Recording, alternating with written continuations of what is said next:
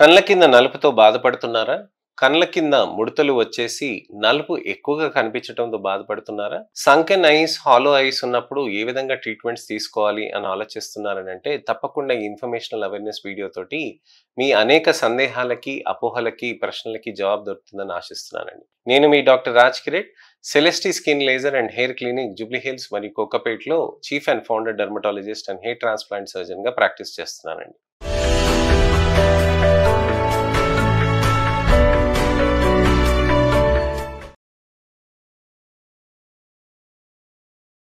చాలా మందికి నలుపు కండ్ల కింద ఉంటుందండి.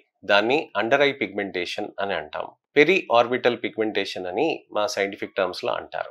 అండర్ ఐ పిగ్మెంటేషన్ అనేది ఎందుకు వస్తుంది? మనము ఆలోచించాల్సింది ఏంటంటే అండర్ ఐ పిగ్మెంటేషన్స్ లో 3 ఇష్యూస్ ఉంటాయండి. ఒకటేమో వచ్చేసి టెక్స్చర్ ఇష్యూ అండి, రెండోది వచ్చేసి వాల్యూమ్ ఇష్యూ అండి, థర్డ్ వచ్చేసి పిగ్మెంటేషన్. అంటే ఇక్కడ నలుపు వచ్చింది అని అంటే మనం కేవలం చర్మంలో నలుపు వచ్చింది అని అనుకుంటాం. అంటే ఇక్కడ ముక్కు పైన నలుపు కానీ, మంగు మచ్చలు కానీ వచ్చినప్పుడు మన చర్మంలో నలుపు ఉంటుంది కదండి, అలా అని మనం అనుకుంటాం. కానీ అది కరెక్ట్ కాదనమాట.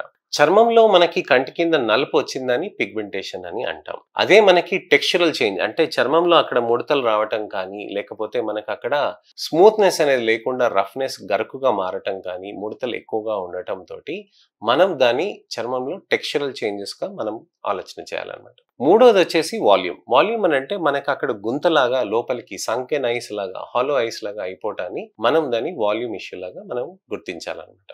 అయితే చర్మంలో మనకి పైన నలుపు ఉన్నది, ఇక్కడ ఉన్న నలుపుకి ఈ 3 విధాలుగా మనం చూసుకోవాలి. అంటే వాల్యూమ్ చేంజెస్ ఉండటం తోటి కానీ, లేకపోతే మనకి ఇక్కడ ఉన్న ఈ భాగంలో మనకి అక్కడ ముడతలు ఎక్కువ ఉండటం తోటి టెక్స్చర్ అక్కడ వాల్యూమ్ డెఫిసిట్ తోటి కూడా రావచ్చు అనమాట.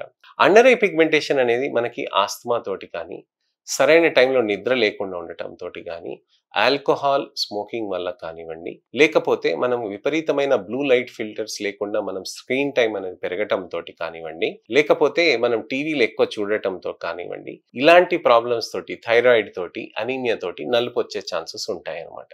అయితే ఇవన్నీ కండిషన్స్ మనం తీసేసుకొని మనం న్యూట్రలైజ్ చేసుకొని మంచి టైంకి నిద్రపోతే ఇవి మామూలుగా స్కిన్ అనేది సాఫ్ట్గా అయిపోయి బెటర్ అయిపోతుందండి. కానీ కొన్ని నెలల పాటు ఈ విధంగా మనం చేస్తూ ఉంటే, అంటే ఇర్రెగ్యులర్ లైఫ్ స్టైల్, సరైన టైంలో డైట్ లేకుండా ఉండటం, స్టార్వేషన్ ఉండటం తోటి అనీమియా కండిషన్ రావటం, థైరాయిడ్ ఇష్యూస్ తోటి నలుపు రావటం, ఇవన్నీ రావటం తోటి కూడా మనకి నలుపు అనేది కొద్దిగా ఎక్కువ ప్రొలాంగ్డ్ టైం అనేది ఉంటుందన్నమాట.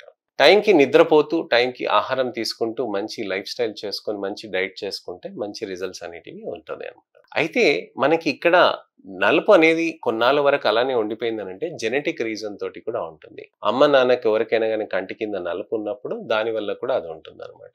దానికి మనము మంచి ట్రీట్మెంట్స్ అనేటివి చేయొచ్చండి. కొన్ని పీల్స్ ఉంటాయి, కొన్ని మైక్రోనీలింగ్ సీరం ఇన్ఫ్యూజన్ థెరపీస్ ఉంటాయి, మైక్రో బూస్టర్ థెరపీస్ ఉంటాయి, ఫార్మా థెరపీస్ ఉంటాయి. అవన్నీ బాగా హెల్ప్ చేస్తాయి అనమాట. అయితే ఇక్కడ చర్మంలో మనకి ఆ నలుపు అనేది విపరీతంగా మారటానికని మనం ఈ కారణాలు అనేది తెలుసుకున్నామండి. అయితే టెక్స్చరల్ ఇష్యూస్ ఎందుకు వస్తాయి? టెక్స్చరల్ ఇష్యూస్ అని అంటే ముడతలు అనేది చర్మంలో అక్కడ మనకి విపరీతంగా అవుతూ ఉంటుంది. ఈ విపరీతంగా అవుతున్న ముడతలకి మనకి చర్మంలో ఎందుకు వస్తాయి అని అంటే అక్కడ వాల్యూమ్ లాస్ తోటి అనమాట. చాలా మందికి నేను వచ్చినప్పుడు చర్మం కింద నలుపు ఉన్నప్పుడు నేను చర్మాన్ని ఇలా తీసి ఇలా వదిలేస్తాను అనమాట. అలా తీసి వదిలేసినప్పుడు అది ఇమీడియట్ గా వెళ్ళిపోయింది అనుకోండి, అది అక్కడ టెక్స్చరల్ చేంజెస్ ప్రాబ్లం కాదన్నట్టు. అది అక్కడ తీసి మనం వదిలేసినాక కూడా అక్కడ అది మెల్లగా నెమ్మదిగా అలా వెళ్తుంది అనుకోండి, దానికి అక్కడ క్వాలిటీ ఆఫ్ స్కిన్ అనేది కాంప్రమైజ్ అయ్యి టెక్స్చరల్ చేంజెస్ అనేటివి వచ్చినట్టుగా మనం గుర్తించాలన్నమాట. అంటే వాల్యూమ్ ఇష్యూస్ వేరే ఉంటాయండి. వాల్యూమ్ ఇష్యూస్ అని అంటే కింద వాల్యూమ్ లేకుండా ఉన్నందుకు చర్మం మనకి బిగుతుగా లేకుండా సాఫ్ట్గా అలా పడిపోతుంది అనమాట. అంటే ఇప్పుడు సంకెన్ ఐస్ ఉందనుకోండి, హాలో ఐస్ ఉందనుకోండి, అది లోపలికి ఉన్నప్పుడు అక్కడ మనకి ఎముక పైన మనకి ఫ్యాట్ లేకుండా ఉండటం వల్ల వాల్యూమ్ లాస్ అనేది ఉంటుందన్నమాట. మీరు ఒక ఏల్ తీసుకోండి, మీరు ఇక్కడ ఇలా పెట్టుకోండి, మీకు తెలుస్తుంది. ఇక్కడ సాఫ్ట్నెస్ ఉంటుంది, ఇక్కడ అంతా ఎముక ఉంటుంది కానీ మీకు సాఫ్ట్నెస్ తెలుస్తుంది. ఇక్కడ కూడా పెట్టుకోండి, మీకు తెలుస్తుంది. కానీ ఇక్కడ మీరు పెట్టినాక మీకు ఏమవుతుందని అంటే అక్కడ సాఫ్ట్నెస్ ఉందనుకోండి, అక్కడ మీకు ఫ్యాట్ ప్యాడ్ అనేది ఒకటి ఉంటుంది అనమాట. సో ఆ ఫ్యాట్ ప్యాడ్ ఇంటాక్ట్ గా ఉన్నట్టు. అక్కడ సాఫ్ట్నెస్ లేకుండా డైరెక్ట్ ఎముక టచ్ అయింది అనుకోండి, అక్కడ మీకు ఆ ఫ్యాట్ ప్యాడ్ అనేది డిజాల్వ్ అయినట్టుగా అనమాట. సో ఆ డిజాల్వ్ అయిన ఫ్యాట్ ప్యాడ్ తోటి మీకు అక్కడ అదంతా మీకు సంకెనైజ్గా మారుతూ ఉంటుంది. ఆ సపోర్టింగ్ లేదనుకోండి, చర్మం క్వాలిటీ కూడా మనకి పడిపోయింది అనుకోండి, దానితోటి కూడా ముడతలు అవి వచ్చేస్తాయి అనమాట. సో టెక్స్చరల్ చేంజెస్, వాల్యూమ్ చేంజెస్ గురించి నేను మీకు చెప్పానండి. అలానే పిగ్మెంటేషన్ గురించి అని చెప్పాను. వాల్యూమ్ చేంజెస్ అయినప్పుడు, టెక్స్చరల్ చేంజెస్ అయినప్పుడు మనం ఖచ్చితంగా ఫిల్లర్స్ అనేటివి చేయాల్సిన అవసరం ఉంటుంది. లిక్విడ్ ఫిల్లర్స్ అంటే ఏంటి?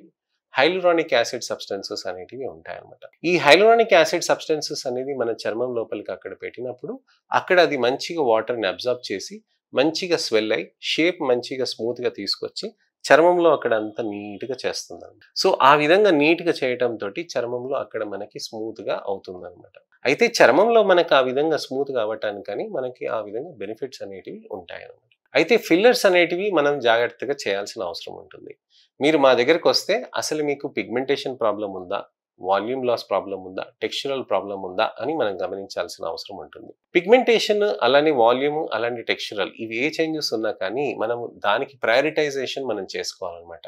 అంటే ఫస్ట్ పీల్ చేయాలా, మైక్రో బూస్టర్ చేయాలా, లేకపోతే ఫిల్లర్ చేయాలా, లేకపోతే ప్రొఫైల్లో చేయాలా, లేకపోతే హైడ్రో బూస్టర్ చేయాలా, వీటన్నిటికీ మన డిస్కషన్స్ అనేది మనం చేసుకొని అసలు ఈ ప్రాబ్లం ఏంటి, ఏ విధంగా చేయాలి అనే దాని గురించి డిస్కస్ చేసుకొని ఆ తర్వాత చేయించవచ్చు అనమాట.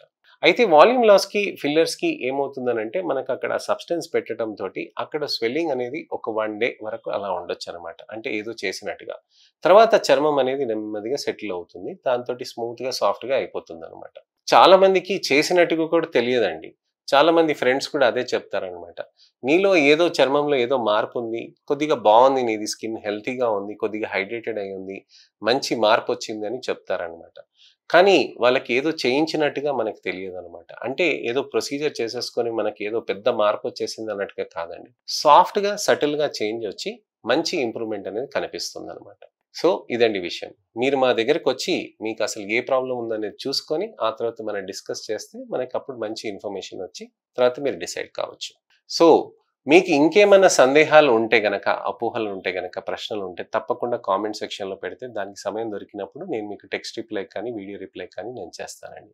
అలానే నా ఛానెల్‌ని సబ్స్క్రైబ్ చేసుకొని నోటిఫికేషన్ బటన్ నొక్కితే నెక్స్ట్ టైమ్ ఇలాంటి ఇన్ఫర్మేషనల్ అవేర్‌నెస్ వీడియో తోటి నేను మీ ముందుకొస్తాను. నా అవేర్‌నెస్ క్యాంపెయిన్‌లో మీరు కూడా పాలుపంచుకుంటూ నా ఛానెల్ వీడియోస్‌ని మీరు అన్నిటిని షేర్ చేస్తూ మీ మిత్రులకి, శ్రేయోభిలాషులకి, చుట్టాలకి ఎవరికైనా ఎటువంటి ప్రాబ్లమ్స్ ఉన్నా గానీ తప్పకుండా వాళ్ళకి షేర్ చేస్తూ వాళ్ళకి కూడా మంచి ట్రీట్మెంట్ ఆప్షన్స్ ఉంటాయని వాళ్ళకి ధైర్యం చెప్పండి. నెక్స్ట్ టైం మళ్ళీ కలుస్తానండి. నేను మీ doctor Raj Kiret, Celesti skin laser and hair clinic, Jubilee Hills మరియు కోకాపేట్‌లో chief and founder dermatologist and hair transplant సర్జన్‌గా ప్రాక్టీస్ చేస్తున్నానండి. నమస్తే.